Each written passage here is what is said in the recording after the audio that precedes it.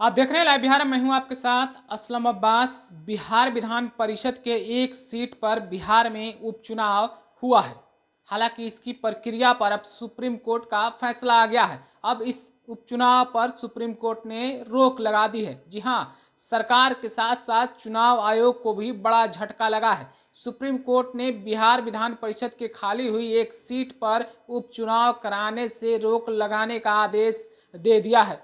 दरअसल पूरा मामला जो जुड़ा हुआ है वह राजद के पूर्व एमएलसी सुनील सिंह की सदस्यता को लेकर है।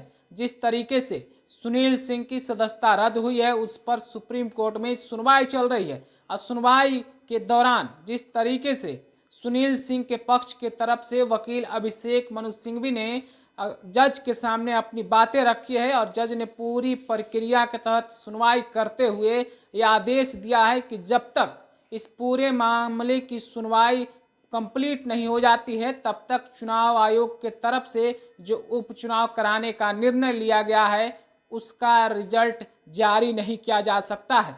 तो अब आप समझ लीजिए कि जिस तरीके से एनडीए की तरफ से जदयू कोटे के ललन प्रसाद ने उम्मीदवारी के लिए पर्चा दाखिल की थी और उनका निर्विरोध रूप से जीतना भी तय माना जा रहा था, अब जो है उसके निर्वाचन पर ही सुप्रीम कोर्ट के फैसले के बाद रोक लगा दी गई है। हालांकि इस पूरे मामले में जज के सामने कई तरह की बातों को रखा गया है, कई तरह के सबूतों को पेश किया गया है, लेकिन तमाम सबूतों के साथ साथ सुनील सिंह के जो वकील हैं अभिषेक मनु सिंघवी, उन्होंने मुख्यमंत्री नीतीश कुमार के राजनीतिक वर्चस्व और राजनीतिक इतिहास के बारे में भी अपनी बात रखी है, जिस पर जस्टिस सूर्यकांत की तरफ से फटकार भी लगाई गई है और साफ साफ कहा गया है कि इस पूरे पक्ष में सिर्फ और सिर्फ सुनील सिंह से संबंधित जो बातें हैं, जो सबूत है, उसी को कोर्ट में पेश किया जाए। दरअसल अभिषेक मनु सिंघवी ने अपने तरफ से बात रखते हुए साफ साफ कहा था कि मुख्यमंत्री नीतीश कुमार बिहार में जब से सत्ता चला रहे हैं, संभाल रहे हैं, तब से एक भी चुनाव नहीं लड़ा है। इस मामले पर सुप्रीम कोर्ट के जज ने उन्हें फटकार लगाई थी। तो सुनील सिंह की सदस्यता के मामले में जिस तरीके से उपचुनाव बिहार में हो रहे थे, अब उसके परिणाम पर रोक लगा दी गई है।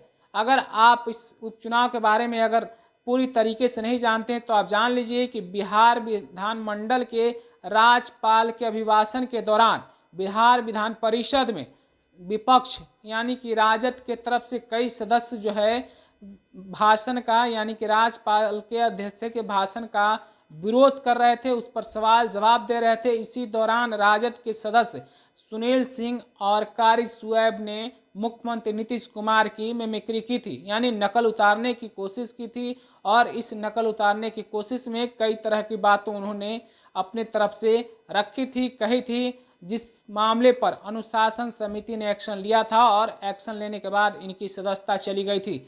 हालांकि अनुशासन समिति में प्रोफेसर राम वचन राय जो अनुशासन समिति के अध्यक्ष थे, उनके सामने जब ये मामला पहुंचा तो उन्होंने सुनील सिंह से माफ़ी मांगने को कहा था, लेकिन सुनील सिंह अपने बातों पर अड़े रहे और आखिरकार उन्हें अपनी सदस्यता से हाथ गंवानी पड़ी थी।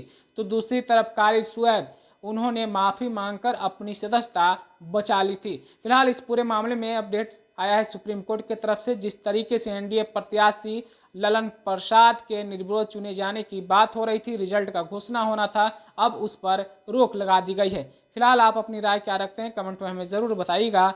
आपका बहुत बहुत शुक्रिया। बिहार बोर्ड 10वीं 12वीं परीक्षा की डेट शीट आ गई है। क्या आपकी तैयारी अभी अधूरी है? घबराने की कोई जरूरत नहीं। आ गया है read and pass quick reviser crash course book जो दे आपको परीक्षा के लिए वीवीआई प्रश्नों की अल्प समय में बेहतर तैयारी। प्रकाशक भारतीय भवन, खजांची रोड, पटना।